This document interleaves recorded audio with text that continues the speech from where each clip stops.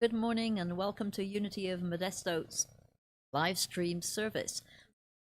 Yep, Jill Loving from Livingston, and I'm a licensed Unity teacher. I'm spiritual leader at Unity Said. Now I'm transplanted here and growing nicely, thank you very much. Let's open with the Lord's Prayer.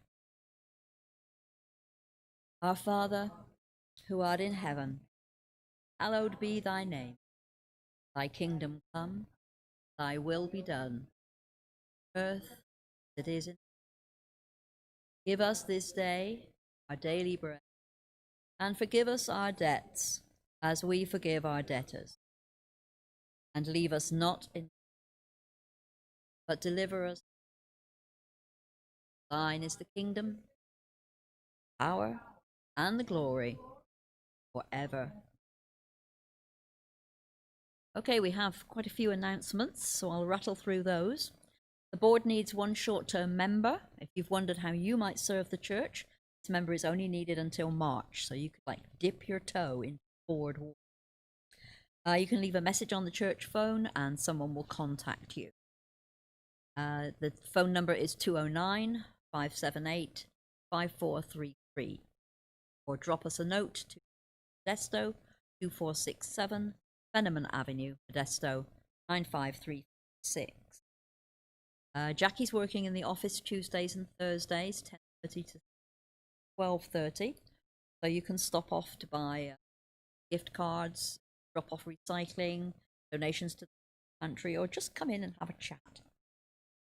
You can send your prayer requests or your donations by email or by mail, and your prayer team will support your prayers. We will pray with them for 30 days, and then we send them off to Silent Unity for the day, 30 days. If you're shopping on Amazon, and who isn't, remember to use the smile for Unity of Modesto. Most importantly, this week is finally the yard sale. You've been hearing about it for a long time, but this is the week. So this is the week to come and help us. Wednesday, Thursday from 9 to 12, and then we're selling on Friday and Saturday, 8 a.m. to 2 p.m. So if you could help, again, call the church. You'll need to have a mask. Will be social distancing. Remember to register to vote. It's really important that we protect our democracy and vote this time. Offertory. Daily word for today. Much needed. World peace. I imagine a world transformed by peace and love. World peace begins with my mind and heart. Closing my eyes, I breathe deeply, envision every person bringing forth the love and peace of God.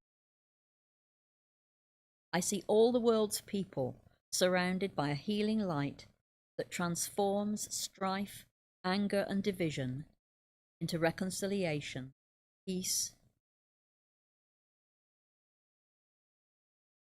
As I hold this vision, I see the entire world aglow with radiance. Harmony and cooperation heal the world's wounds and encourage love to flower in each heart. I carry this vision throughout my day. Divine love expressing as me sees oneness regardless of apparent difference. Divine wisdom and understanding illumine my thoughts, inspire my words, and guide me to act in ways that bring peace to the world. Matthew 5:9.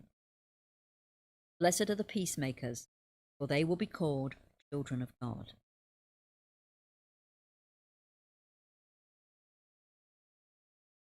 Have our prayer box here, and the prayers that are sent in by email or by mail are put in the box. As I said, they're prayed over 2 lots of 30 days. They are well and truly prayed up.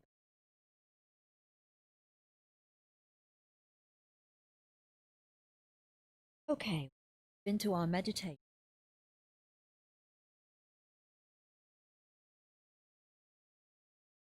So settle yourself wherever you are. Put aside anything that may distract you in your hands. And then much harder, put away anything that may distract you.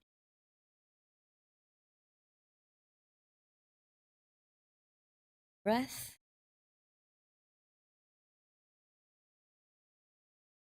We devote our time and attention to nurturing, renewing prayer. We breathe as a way of clearing a cluttered brain, settling in peaceful stillness. We reconnect with our intact spiritual wholeness and well-being. Recognizing our oneness with God, we begin by affirming, "My mind quiets in the presence of divine peace." With every mindful breath, I breathe in peace. Every exhalation, letting go in soothing my body, calming my rest in my natural state of spiritual well, unperturbed any sensation or circumstance. Silence of prayer, whisper of every breath takes me deeper, more fully into peaceful stillness. I suspend reasoning and searching. I rely upon spiritual wisdom, quiet nudging of to arise as a whisper of questions and concerns resolve naturally, respond with confidence and I go into silence.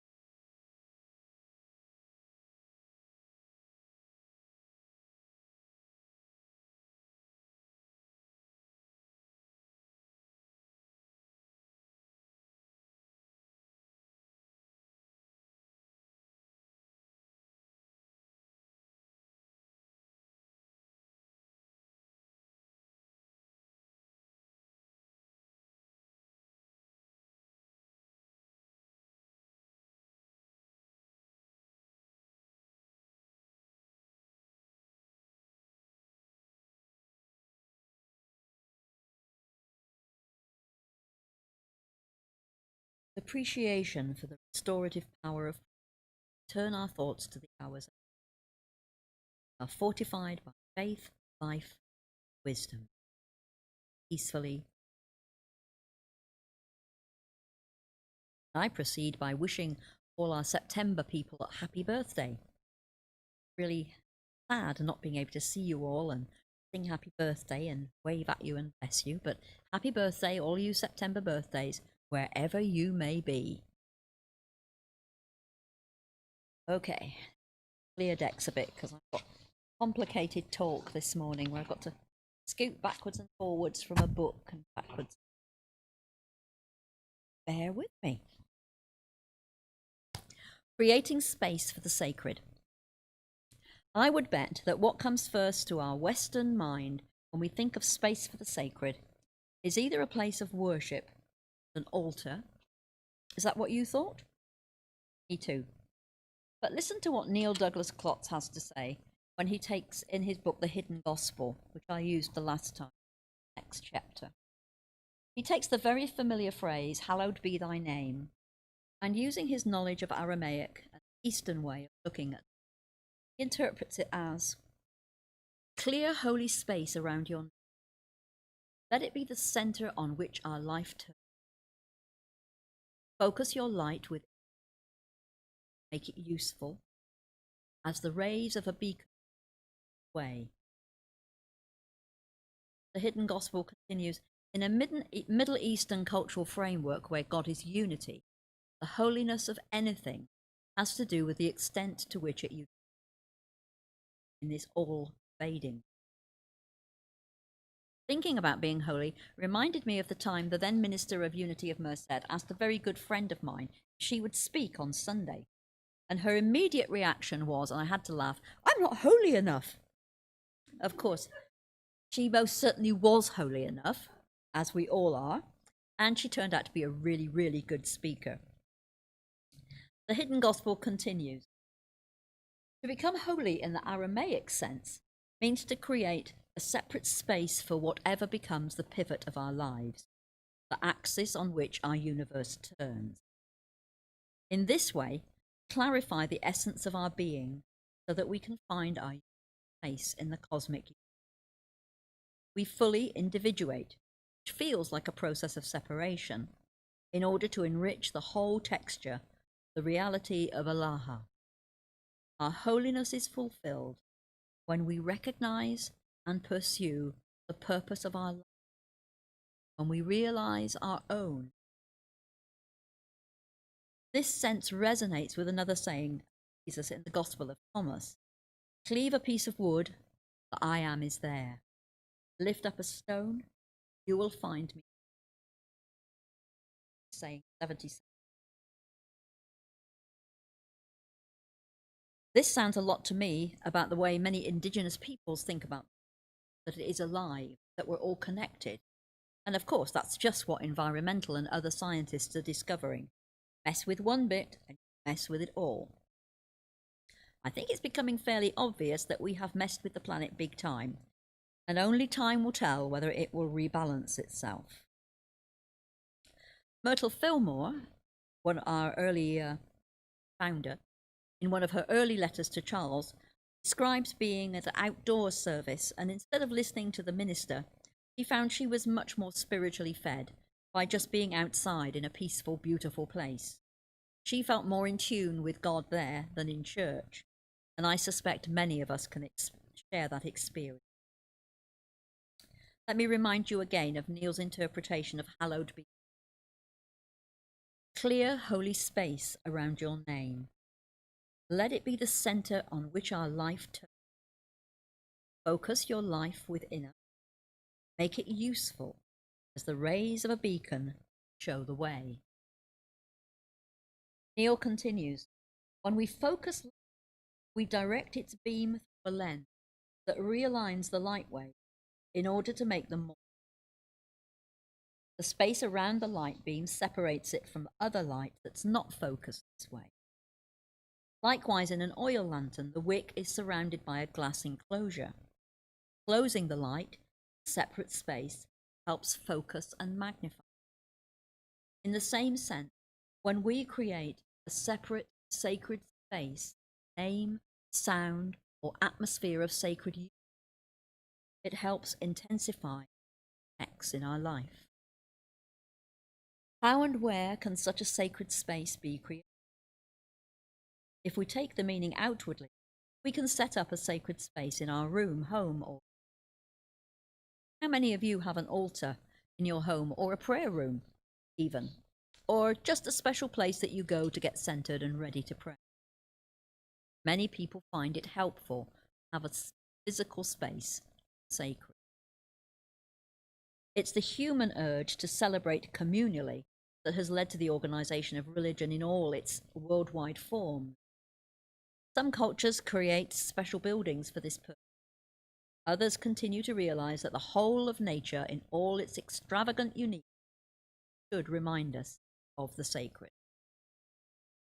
And isn't that just what we're all missing at the moment, that urge to celebrate communally? Watching and listening to the service on the computer is all right and better than nothing, but we miss each other over coffee and snacks, and the chit-chat, and the catching up with each other, and the sharing of enjoyments and treasures and sorrows and weeping. So please hold in mind the image of us all back in the sanctuary, even if it is masked and socially distanced, almost certainly will be. And it's not just church. Think of all the milestone birthdays and all the creative ways people have found to celebrate them. I live opposite the lovely Mennonite Grace Nursing Home, and when they have one of their seniors with a birthday, they bring them and their close friends outside, sit them outside on chairs, and their relatives and friends go by and wave and hoot and holler at them. It's really lovely to see. So we're all getting used to different ways of celebrating. Prayer as space. The hidden gospel continues. Ultimately, however, we must create a personal sacred that leads us towards the ultimate mystery. The first and perhaps most difficult step requires us to leave space for that image. This challenge led the disciples to ask, how should we pray? Well, in Aramaic, the word for pray can mean to incline or bend forward, listen to, or lay a snare. And that reminded me of a book, Setting a Trap for God.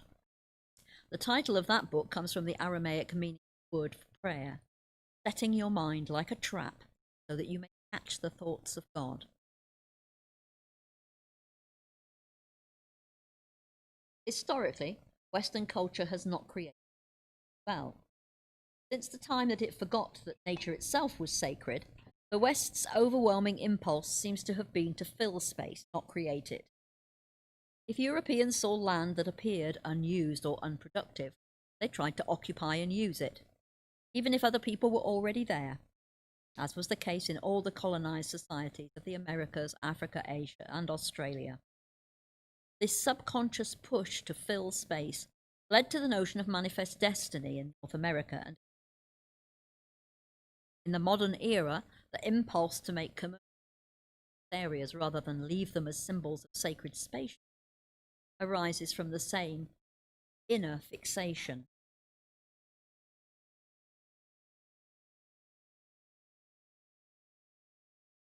As Westerners, then, we should not underestimate the difficulty we face when trying to cultivate inner space. Western culture has raised us to feel that any private personal experience of mine is somehow dangerous. The unexplored regions of our psyches mirrors our culture's treatment of wilderness. Significantly, the Gospels report that Yeshua prayed and healed primarily in nature, not inside buildings. In addition, in the majority of Gospel sayings where Yeshua uses the word holy, he does so in reference to holy bread, not religious ritual or property. He radically reorientated the notion of holiness away from buildings. How different is that for many of us from our childhood recitation? No one taught me that prayer was a way to still your mind and get ready to listen for God. But that's how I think of saying the rosary now. It can be a way to prepare for prayer rather than the prayer. In the Gospel of Thomas, Yeshua sets up a standard for holiness that does not eliminate outer codes, but subjects them to a test of one's inner motivation. His disciples questioned him, do you want us to fast? And how should we pray and give alms? And what diet should we observe? Listen to his answer. Do not lie, and do not do what you hate, for all things are manifest before the face of the universe. There is nothing hidden that shall not be revealed. There is nothing covered that shall remain without being uncovered. So let's think about the nature of sacred space. Some of you may be lucky enough to be sat outside, where you can see green things growing. But if not, close your eyes and breathe in the oxygen that the natural world gives off. Process of growth. As you exhale, feel your breath return, nourishing carbon dioxide. Focus on the sensation of breathing in the middle of your chest. Imagine there a pristine wilderness, all of its vigor and possibility. Feel that the exchange of sacred breath is nourishing inside. Learning the shape and feeling of our own inner wild spaces may take the same amount of time and effort learning to survive in the outer wilderness. easy, relaxed, and full aware, allows us to explore and value each part of our inner territory without needing to either plough it under or pave it.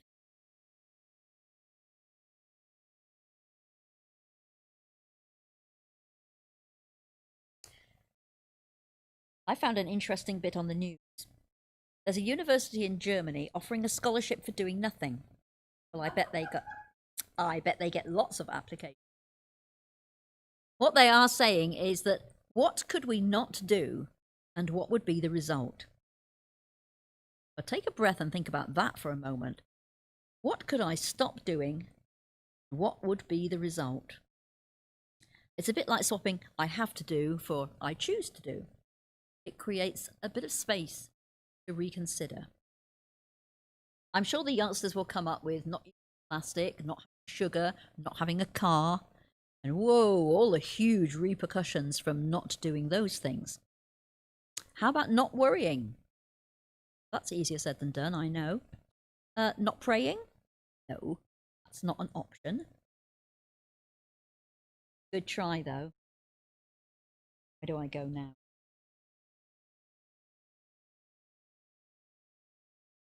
Self-muddled.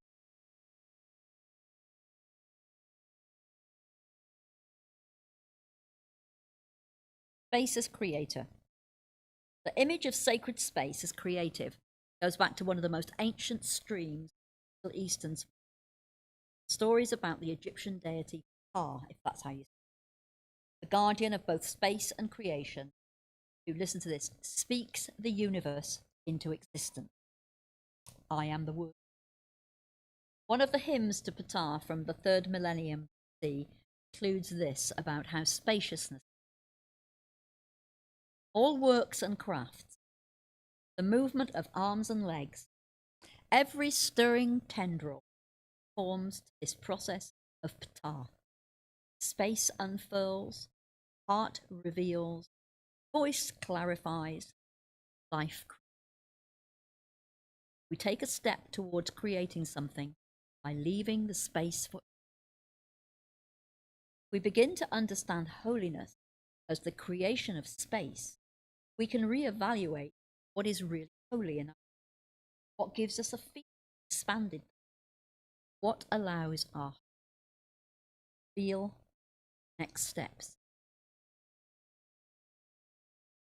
How many times have you solved a problem by not thinking about it? Yes? Or found your keys when you'd stopped thinking about them? Because yes, a bit of your brain knew exactly where your keys were and took your little body to them. I can't tell you how many times that's happened for me. But that's the essence of the creative process. It doesn't come if you fret and worry and work at it. Only when you do the work and then relax and let go, the answers.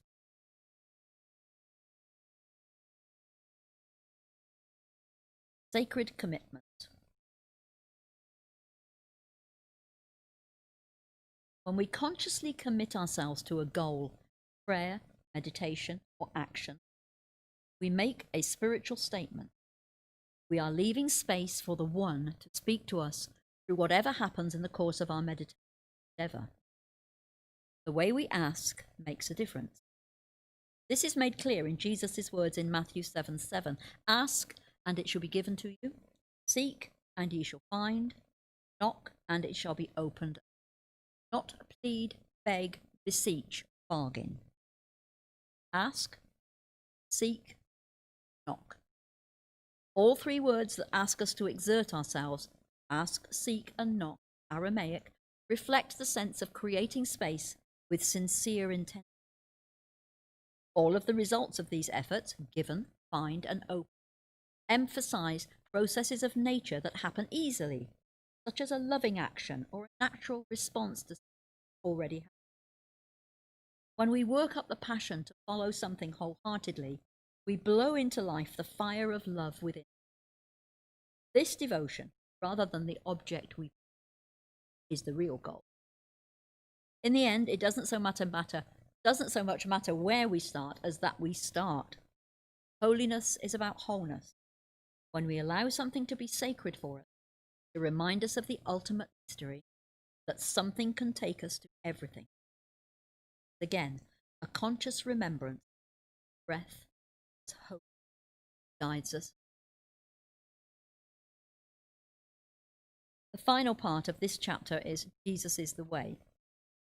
This is from John 14:6. I am the way and the truth and the life. No one comes to the Father except through me. Do you have a problem with that? I have a problem with that. Not much room for wriggling there, is there?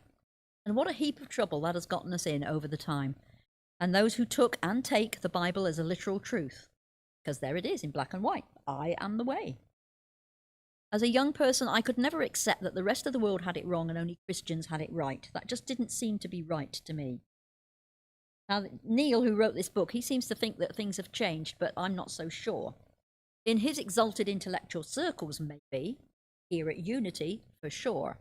But the big wide world? Let's hold that in prayer.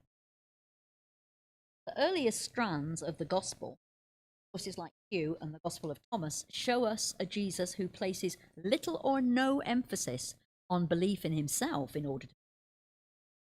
Instead, emphasizes a radical change of heart and life according to the cultivation of wisdom. Say that again. Emphasizes radical change of heart and life according to the cultivation.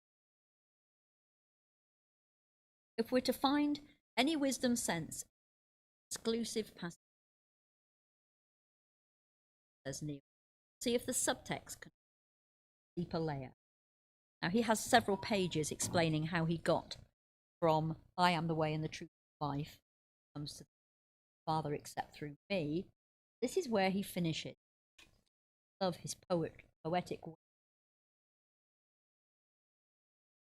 The I am is the path, the sense of right direction, and the life force to travel it. Simple presence illuminates what's ahead, frees our choices, connects us.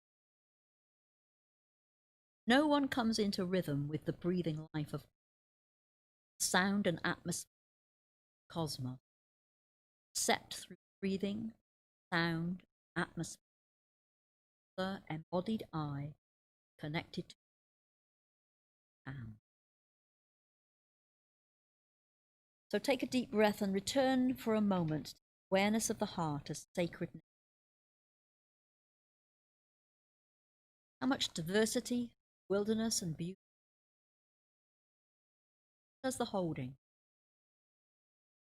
Can we allow a feeling of center to develop by sensing our breath, the beating of? Can this center embrace everything that's arisen in since the primeval? As you hold this feeling, using it as a touchstone, focus on a symbol or image that is sacred to you, perhaps one that represents a practical goal you have for you. Imbue this symbol with the passion of your life. Allow for the possibility that as you will make space in divine to open the space inside. Allow the one to bring blessing, relationship, knowledge, or destiny. Namaste, Miller. Peace, love, and blessings.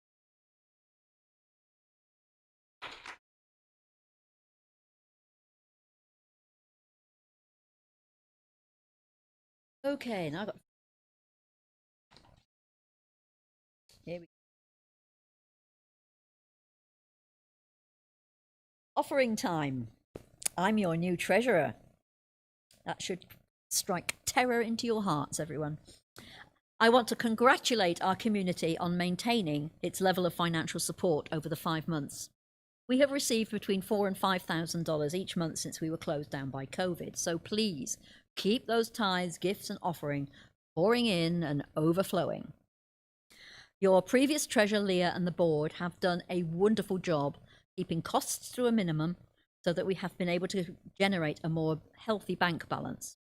And we are so grateful to all those who give of their time, treasure, and talent so freely. Next month, I should be in a position to have a financial statement and budget for you. Immediate developments. We are looking for someone to support the technology side of our services. See, no PowerPoint today. And Jackie does a great job with that. And it's such a shame that you can't see the work that she does. So if you know of a little techie or even a big techie who would come a couple of Sundays a month just to give Nancy and Sharon a bit of a breather because they feel like they're coming to work and not to church, information for Sharon is in the newsletter. We're also looking into replacing the sign on Veneman Avenue.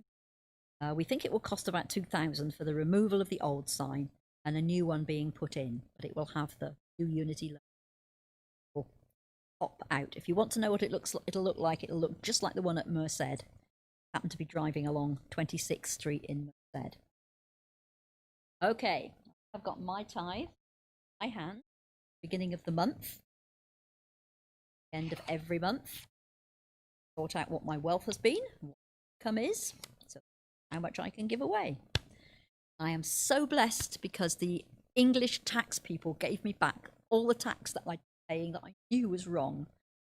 So I'm so happy. Oh, good. I didn't have to fight for that. It's just finally turned up. Thank you, God. So let's say our offertory prayer. Divine love, through me, blesses and multiplies all that I am, all that I have, all that I give, and all that I receive. I am grateful and blessed and all those good things. So, amen. Let's finish by saying the peace song. I always change the words, so you can say whatever words you like, but I'll say my words. Yes, there is peace on earth, and yes, it begins with. Yes, there is peace on earth, the peace that is meant to be. God as creator, family all are we. Let us walk with each other in perfect harmony. Yes, there is peace on earth.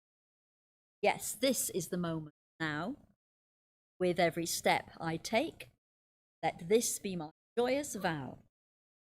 Take each moment and live each moment in peace eternally. Yes, there is peace on earth, and I know it begins. Have a wonderful week. Try and say cool today. And we look forward to seeing you at the yard sale during the week, helping, buying,